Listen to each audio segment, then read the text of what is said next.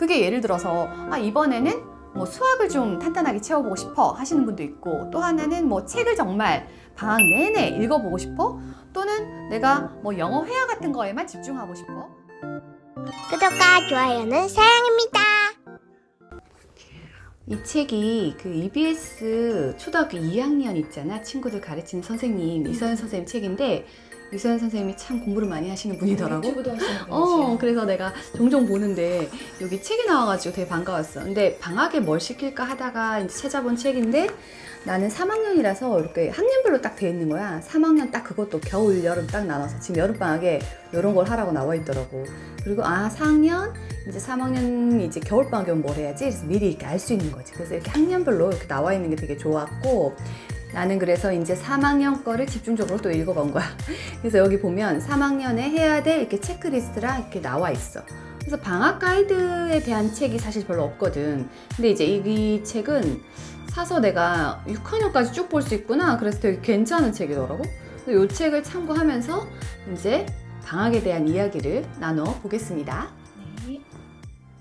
자, 드디어 여름방학이 오고 있네요. 근데 지금 웃어야 되나 울어야 되나 하고 있는데, 사실 이게 방학과 학기 중에 구분이 예전에는 명확했는데 지금은 뭐 학기 중이 방학이고 방학이 또 방학이네요. 그래서 제가 방학 때 뭘 할까 사실은 생각을 예전 같으면 딱 구분선이 있어서 했는데, 요새는 그냥 생각을 안 하려고 했었어요. 근데 그래도 8월 1일부터 저희는 약 3주 넘게 방학이더라고요. 그러니까 지금 이제 방학이 됐으니까 뭘 하지? 이렇게 생각하다가 여러분들 의견도 사실 듣고 싶고, 그래서 또 댓글에 요새는 워낙 많은 정보들을 또 쏟아낼 듯 알려주셔서 그 댓글로도 또 도움이 많이 된다고 하시더라고요. 그래서 편하게 얘기를 해보려고 합니다. 저는 사실 이렇게 생각했어요. 학기 중에 지금 했던 패턴이 있잖아요. 그 약간 루틴을 만들었잖아요. 어쩔 수 없이 이제 그 학교를 안 가면서, 저희는 일주일에 한 번만 가고 있어요. 근데 뭐 주 2회 가는 학교도 있고 3회 가는 경우도 있고, 중학생 같은 경우에는 제가 일주일을 가고 2주를 쉬고 이렇게 가는 경우도 있더라고요. 뭐 정말 각양각색인데, 학기 중에 어쨌든 했던 루틴이 있잖아요. 그걸 유지해보는 게 좋을 것 같다는 생각을 했어요. 첫 번째는 그거고, 두 번째는 좀 그래도 방학이잖아요. 아이들도 방학이니까 일단 온라인 수업이 없어요. 그죠? 학교 수업이 없다 보니까 좀 스페셜한 것들을 만들어줄 필요가 있는 것 같아요. 엄마들이 제일 많이 지친 건 사실인데, 아이들도 약간 지쳐서 좀 스트레스가 많아진 상황은 맞아요. 아이들이 학교 가면 공부만 하는 게 아니라 친구들이랑 사실 놀고 뭐 그런 시간이 있잖아요. 근데 아이들이 그걸 못 하다 보니까 얘네들도 점점 쌓이는 거예요.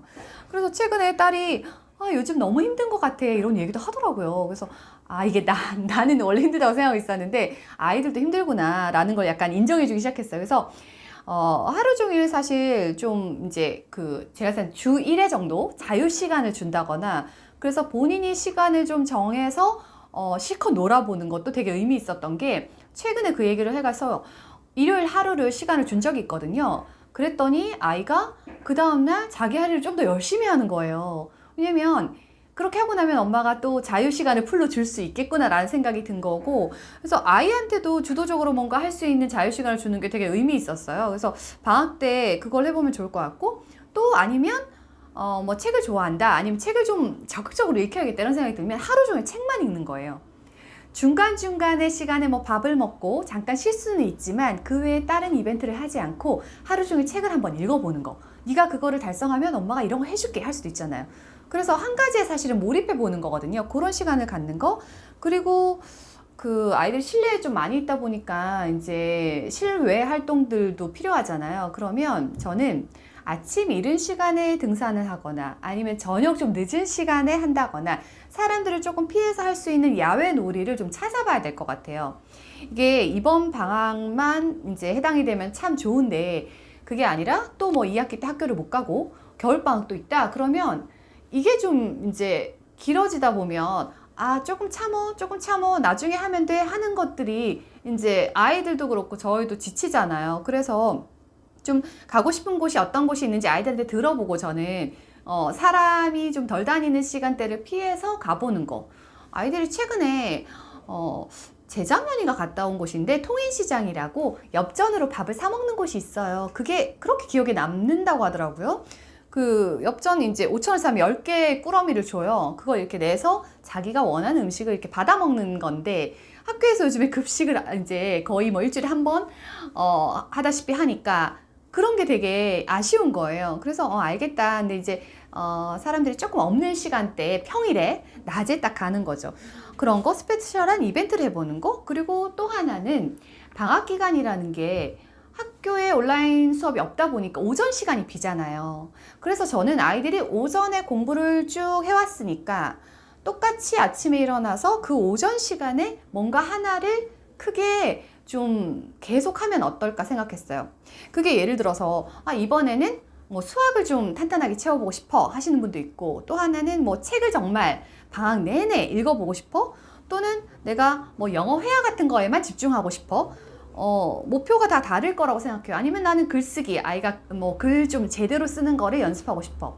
근데 한 달 정도의 시간이면 저는 그때 일기를 아이가 이제 1, 2학년 때는 매일 썼거든요. 지금은 매일은 안 쓰는데 뭐 어디 여행을 가도 일기장을 가져가 쓰고 이렇게 시켰더니 정말 상당히 늘더라고요. 그런 식으로 뭐 하나에 좀 집중해서 포커싱해서 그걸 어느 정도 궤도에 올려놓으면 아이 입장에서도 내가 이 정도였는데 아주 열심히 한 달 동안 하니까 이렇게 되네? 라는 거를 아이 스스로 좀 느끼더라고요. 그래서 그 다음 방학에는 또 그러면 이제 아이가 좀 다른 부족한 게 있으면 그걸 또 채워본다든지. 학기 중에는 사실 그런 거를 하기가 시간이 이렇게 나눠서 쓰다 보면 별로 없어요. 그래서 저도 해보면 이거 하나 가지고 진도를 확 나가보고 싶네 이런 마음이 들어도 학기 중에는 그만큼 나갈 수가 없어요. 그래서 방학 때 하나에 포커싱을 해보는 거죠. 그리고 매일 루틴화돼서 할 수 있는 거 있잖아요. 예를 들어 내가 뭐 매일 30분은 책을 읽는다. 그리고 수학 연사는 적어도 뭐 두세 장은 뭐 꼭 푼다. 그리고 영어는 뭐 딱 매일매일 30분은 뭐 주기적으로 한다라는 거 빼고 나머지 이제 큰 맥락 하나를 가져가는 거죠. 그렇게 해서 저는 사실 이번에 그러니까 아들에게 영어 흥미를 좀 바짝 붙여보자라는 목표가 있어서 아이에게 좀 그 책을 가지고도 하고 화상도 하고, 또 하나는 저는 이제 그 영어 아이들 드라마라든지 아이가 좋아하는 영화를 가지고 네, 스크립을 좀 다 써보면 어떨까, 거기 나온 대사들을, 그런 생각을 좀 하고 있는데, 그래서 아들은 영어에 좀 집중을 하고 싶고요. 딸 같은 경우에는 글쓰기를 좋아해요. 원래도 뭐 싫어하는 애를 또 이렇게 해서 올릴 수 있지만 좋아하니까 얘가 좀 잘하는 거를 좀 바짝 탁 시켜보고 싶은 거예요. 그래서 좀 글쓰기 능력을 바짝 함양시켜볼까?